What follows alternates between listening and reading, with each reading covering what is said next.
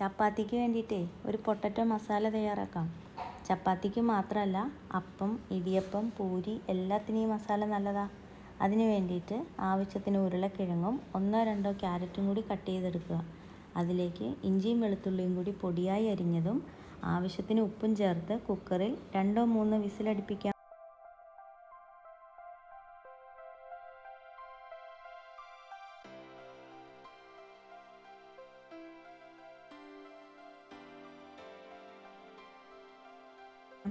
ഒരു പാൻ വെച്ച് എണ്ണ ചൂടായി വരുമ്പോൾ കടുക് പൊട്ടിച്ച് പച്ചമുളകും സവാള അരിഞ്ഞതും ചേർത്ത് നന്നായി വഴറ്റാം.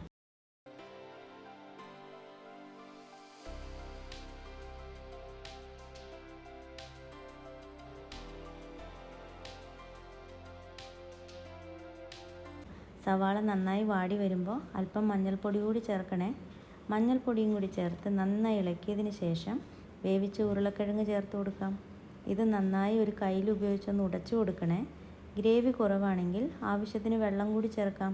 ഈ സമയത്ത് അല്പം ഗരം മസാല കൂടി ചേർത്ത് കൊടുക്കാം. ഇതിലേക്ക് നമ്മൾ വേറെ മസാല ഒന്നും ചേർക്കണില്ല. ഇനി എല്ലാം കൂടി നന്നായി തിളച്ച് ഗ്രേവി കുറുകി വരുമ്പോൾ അല്പം മല്ലിയില കൂടി ചേർത്ത് കൊടുക്കാം. നിങ്ങൾ ഇതുപോലെയാണ് ഉണ്ടാക്കണേ. എല്ലാവരും ഉണ്ടാക്കി നോക്കണേ. ഇഷ്ടമായാൽ കമൻറ്റ് ചെയ്യാനും സപ്പോർട്ട് ചെയ്യാനും മറക്കല്ലേ.